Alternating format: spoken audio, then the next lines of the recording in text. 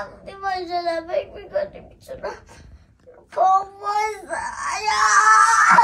چطوری نمیتونی رو پات وایسی ماما؟ نمیتونم.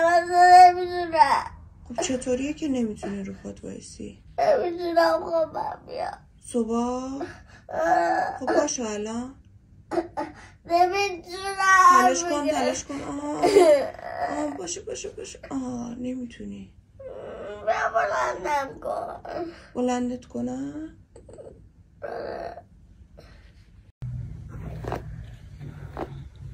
سرتو اونوری کن، اونوریت هم شونه کنم ماما.